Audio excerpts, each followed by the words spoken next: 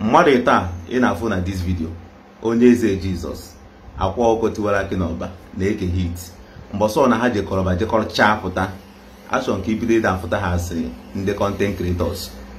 Onwere ife dị iche ndị dibia witi Sabinus ha, onwere ife dị iche ndị dibia witi OGB, all these boys na-eme content creating na social media ya na ha bụ ofe ife, mana ife dị iche between two of them na onye ọra na operate in different areas. Ndị dibia na-eme content nke ha na in traditional way, Sabinus ha na-eme in social media way. Fancha bụ the same content creators. Onwere ife dị iche ha na ncha niile, ofe ife ka ha bụ. Ego Facebook ka ha na-achọ, ego Facebook ka ha na-achọ, onwere ife ọzọ. They are all after money. Etu a Sabinus ha si monetize their page na-eri ego Facebook, etu a ka akwa ọkụ tiwara akị n'ọba eke hit na onye eze Jizọs, etu akwa ka ha sikwa achụ their own money in their own area.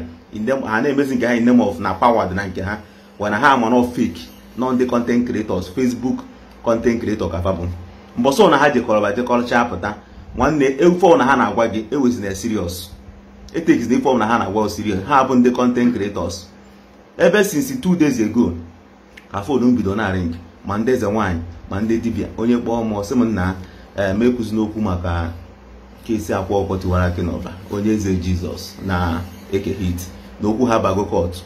Mụ alauzie ka court decide ya ife a na onye ọbụla na-ekwuzi na mụ mechie ọnụ ma ekwuzi na ka court decide ya kịta na ife a na-ekwuzi bụ ka court decide ya.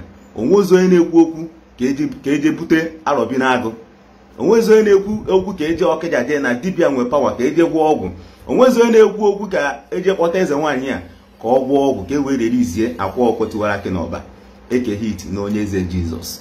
Ife onye ọbụla na-ekwuzi na-abụ let court decide. Mana mmadụ taa ịma how many people mmadụ taa deceive goro na their shrine? Ịma millions of Nigeria mmadụ taa deceive goro na their shrine, ime ndị mmadụ ka ha believe na ọgwụ ha na-agwọ na-arụ ọrụ, wa na ọgwụ a niile bụ fake. Ịma ndị a deceive goro with nonsense ọgwụ ha na-agwọ na their shrine. Akwa ọkọ na ọ na shrine ọ na-agwa gị na ọ bụ na ego ga-azọ gị ọgwụ ga-azọ gị, shekizie ego akwa ọkọ azọrọ ya ọgwụ ya azọrọ ya. Eke hit na ọ na shrine ọ sị gị na ọ na-anọ na shrine ya gwọọ ọgwụ ya jee na China release onye eji na prison na China. Eke hit na ọ na shrine ya ọ sịgụ na ọ na-anọ na shrine ya gwọọ ọgwụ ya jee release onye ndị polisi ji na Malaysia na prison ndị Malaysia. Ka ihe mezi today ọgwụ eke hit apịa na 3 months na Malaysia, ọgwụ ya ha kpọpụtara ya. Onye eze Jizọs pụta ọ sị gị na ife onye ji egbe gị maa ya ụla narị ya egbe a mbọsị ndị agụ na-eche mba bịa bụrụ onye eze Jizọs ọ mara ha ọ narị ha egbe. These people deceive a lot of people na Nigeria. Ndị deceive a lot of people na Nigeria in name of na ha chọ ka anara ụlọ ego. Ha pụta na social media ha na-ekwu all those things ha na-ekwu iche na ha nwe power. Why they are all content creators? Content creators ka ha bụ all they are looking for is your money. If a na-ekwu atọrọ m ekwu m nọ na nha etiri anybody no na-ewute m na ndị a na-eji na ha nwere ọgwụ na-egwu gị wayo. Ọ na-ewute m na ndị a na-asị gị na ha nwere power ewere na scam gị. O nwere power ndị a nwere. Ndị a bụ pure content creators. Pure content creators. O nwere ife ndị a nwere. Egwuru nna ha wayo with ife ndị a na-eme na. Egwuru nna gị wayo with ihe ndị a na-eme na. Egwudokwana igwu gị wayo with the same thing and aka ya egwu ụmụ gị. Aka ya egwu ụmụ gị. Ife o ji ewute m na wayo ka ha na-egwu gị. Ndị enweghị ofu mkpụrụ ọgwụ ha nwere. Ndị a bụ ndị wayo. Ndị a jekọrọkwa na jekọrọcha pụta kwefu mmadụ taa ife ọbụla ha gwaga na social media ebelieve na ndị a bụ ndị content creators. O nwere many of them na-anọ mana achọghị m ịkpọ afa ha. Ha mee video na social media agwaga na ha nwere ọgwụ ya bụ agba agha egbe ọ ya aba. Ife niile abụ anarịghị ego enye gị ọgwụ ịpụọ n'iro agbagbuo gị. Ndị a niile bụ ndị ori content creators. Onwere ofu mkpụrụ ọgwụ ha nwere. Onwere ọgwụ ha nwere. Ife a niile na-afụ na social media ifu ofu eze nwaanyị pụta buru nke a sịrị na nka gidigidi gọọmenti kpara ya aka ife ọ na-ayọkwa ka ordinary person. Ọkwefu ka akwa ọkọ eke hit na onye eze Jizọs ife ka ha si eje court ka ordinary person the way mụ nwa enwe ha ọgwụ ya esi je court the same way ka ha nwa sikwazi eje court. Wa na ọgwụ ha esevuo ha ọ na onwe ha eze nwaanyị nọ na Nigeria nwee ike ịpụta kịta bupụta ọgwụ ya tie na gba ererizi akwa ọkọ tiwara akị n'ọba. Ọ na onwe dibịa nwee ike ịpụta nọ na Nigeria ma ọ nọ na dị social media kịta nwee ike ibupụta ọgwụ tie na gba ererizie eke hit okwefu na ife onye ọbụla na-ekwuzi bụ due process. What is that due process?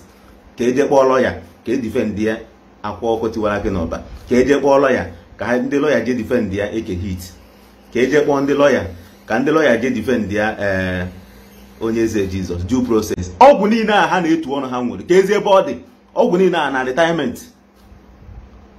ebee ka ọgwụ niile aha dị?